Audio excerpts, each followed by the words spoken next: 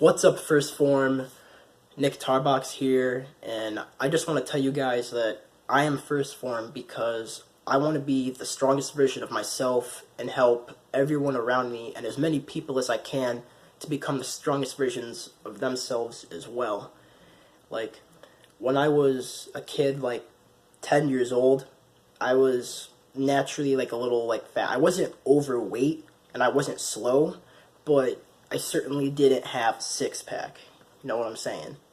And in the summer, my mom, she would bring me to the public pool to go swimming every once in a while. And I wouldn't feel comfortable taking my shirt off because I would see other 10-year-old kids with six packs. And I was so confused. And I was thinking to myself, why do they have six packs and I don't, even though we're the same age? But of course, now I know we all have different genetics. We're all different. We all have higher or lower metabolisms. I know all this information now. But as a 10-year-old, I didn't know anything about health, nutrition, fitness, any of that. So time progressed. I got older, and I was 13 years old, I was living in Afton, New York at the time because my mom had a new boyfriend that she had for like 3 years. Like, when I was 10, she got this new dude. He was a complete dick. Like, such a dick. But eventually they broke up. But at this time, I'm 13, living in the middle of, like, the countryside, like, half an hour away from the city. No internet. I didn't even know what a phone was, really. Like, I had, like, a flip phone every once in a while. Like, my mom had to buy minutes for it. So I would look at myself in the mirror, and I was just disgusted by myself. Like, I didn't feel like that's what I was supposed to be. I didn't feel comfortable in my own skin. I didn't want to take my shirt off at the pool, and at school people would always make fun of me for things because I was the only African-American guy in almost the entire school. The only other African-American dude was a senior, and then there were like 3 African-American kids in like kindergarten, and that was it. And so I was pretty much excluded from everything. And I was like, dead ass. Like, I had like a couple friends. I had like 2, maybe 3 the whole time I was there. So I made a decision to start working out. So I started doing push-ups and sit-ups when I was 13. I just did that a little bit every day. Built that up. Turned 14. My mom and the douchebag broke up. I was like, lit. So we moved to Harpersville, which is like 10 miles away from Afton. But the people there, for some reason, were nicer than in Afton. So that was cool. So I quickly made new friends. I met my current best friend, Liam. He's such a cool dude. Like, his father was a Marine. Like, his dad is so fucking badass. So, and like, I was like, man, I wish I had a dad like that. Because I grew up without a father. Like, he dipped. Like, I saw him one time when I was 3 years old because my mom didn't want him around me since he was a drug addict. And that's what he was until the day he died when I was 9. And my mom just came in and said, hey, Nick, gotta tell you something. I was like, what's up, Mom? She's like, your dad's dead. I was playing my GameCube. I look up at her and I say, okay. I didn't give a single fuck. Dead ass. I did not care. Because I thought, this motherfucker don't care about me. Why should I care about him? But anyway, back to me being 14. I started working out a little bit more. And I noticed that there was a weightlifting club at the school. So I'm in 8th grade. None of my friends work out at all. They all just play Xbox. Because what else are you going to do in the middle of Harpersville besides play Xbox, work on a farm, and ride dirt bikes and 4-wheelers if your family has enough money to buy you for those? Because when you're 14, you probably don't have a job. You can get your working papers, which I did, and then I worked during the summer to make a few $100s so I could buy some stuff throughout the year, like school clothes and stuff, since my mom didn't have a job. Anyway, so I start working out. I'm in 8th grade. I start watching a lot of videos. I learn about bench press, deadlift, back squat, and my favorite YouTube channel to watch was Jeff Cavalier's Athlete X. I just loved that guy so much because just the way he would break things down. He would even get colored markers and color like on his muscle fibers in like the directions they go, like how your chest, like those muscle fibers go this way. So he would actually draw it on his body, and he would show, like he would stretch his arm up like this, and like you could see the like on the outside like the ink going up like this, because like that's what your muscles are doing on the inside. And I thought that was so cool as a 14-year-old kid. And then I started watching some Bar Stars videos talking about pull-ups and how they were doing like these like clapping push-ups and all this weird calisthenic shit. And then they started doing muscle-ups, and they just had these massive muscles. And I was like, I want to be like that. I want to be strong. I want to be fast. I want people to respect me. Like, I'm tired of being bullied at school and shit. Like, fuck that. So I was like, okay, boom, dedication. Joined weightlifting club like a month after it started in the school year, because you have to wait for the teachers to become available to teach you. Well, not teach you, but supervise you so you don't hurt yourself using the weights.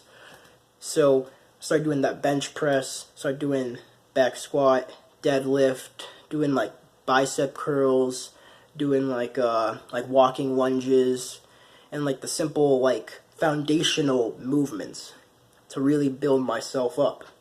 And I really enjoyed that. And that was like the only thing in life that I enjoyed. Like, I hated school with a passion. Like, I love education, but I hate school, if you get what I'm saying. So my only like release from like all the stress of all the bad things going on in my family, my bad grades at school, because I just wasn't good at school, except for history. History's my bitch. But everything else, like math, I'm at math. Like, now I'm good at it, but when I was in 7th, 8th grade, I sucked ass at math. Now I'm good, because that took mad time. So then every year I got a little bit stronger, because like I went every single day that weightlifting was available. It was like Monday, Tuesday, Wednesday, Thursday. So I went all 4 of those days. And I did get results. Like, at first, I could barely bench press 65 pounds. At the age of 14, I was about 140 pounds. And then right now, I can bench 215, and I weigh like 155 to 160. My weight fluctuates a little bit. But if I like try to like really bulk, then I can get up to like 185. Like, I can do that. Like, that's how much I weighed when I was in basic training. So every year I was getting stronger, and I felt better about myself, and I loved that feeling, that emotion. I just loved that. And then I was taking what I saw on YouTube from like Jeff Cavalier, Bar Stars. I started watching this Asian dude, Six Pack Shortcuts. Like, I haven't found him. Like, I haven't seen him in the past like 2 or 3 years on YouTube. He hasn't made anything new. He's like off the grid. He like disappeared. But I watched some of his videos. I started watching videos and reading books about like Arnold Schwarzenegger, because I just knew him as the Terminator as a kid, and I loved him. And then I started getting into weightlifting, and I figured out that he was a professional bodybuilder. And I was like, holy shit, my idol got even better. Holy fuck. So all those things that I was taking from the outside sources, I brought that into the gym. And then the other little dudes like me, the other little 7th and 8th graders, who would look up to like the juniors and seniors with the massive muscles on the football team, they started doing what I did. They started doing my workouts. They would see me doing no rest, I would do bench, then jump rope for like 30 seconds, then back squat, then jump rope 30 seconds, then deadlift, jump rope, pull-ups, jump rope, push-ups, jump rope, bicycle kicks, jump rope, on and on. And I did that. And eventually motherfuckers would start talking to me about it, and they're like, dude, give me some advice and stuff. Because by this time, it's already been 2 years, and I was getting better and better. But I haven't really revealed my abs that much yet, but I wasn't really fat that much. I could run fast, well, decently fast. I could lift a pretty good amount of weight, and like, so pretty much, I went from being a semi-fat kid who was uncomfortable in his own skin, didn't want to take his shirt off at the pool, and now I got this. Weeps. Well, I don't know if you can like see that, but like I got decent. Like maybe I can. There we go. That's better. There we go. Like now I'm trying to get like my serratus to come out more. Like most of that is just my ribs, but like I really want to get some like really nice abdominal definition. I want to get down to like 6 or 7% body fat, because I notice like the leaner I am, the better I feel, and the less I crave the bad like sugary foods. Let me adjust this. I got my phone propped up on my bunk bed because I don't have a bipod or anything. So yeah, so I really just want to help people become the strongest versions of themselves and to be ready for any possible situation, because there's just so much bad shit going on in my neighborhood right now. Like, I was walking home from doing laundry, and these two dudes walk up and say, "Do you want to buy some weed right now?" And I'm like, no. But that's not the first time it's happened. Like, it happens, you can walk, on the way to walking to high school, people will ask you if you want to buy weed.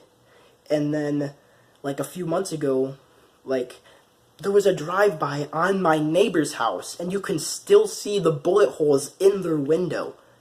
And I'm just fed up with all this bullshit. Like, you shouldn't have to worry about that kind of shit going on. Like what if my little brother and sister were playing outside at that time and a stray bullet fucking hit them and they died?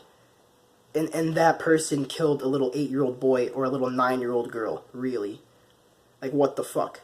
And the people who live there have even more children. They have like 5 or 6 kids from the age of 2 up to like 11.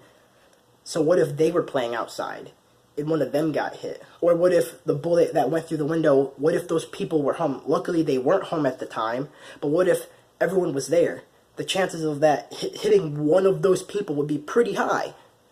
So I'm just sick of all the bullshit. So I want to get like my own like self-defense training program started.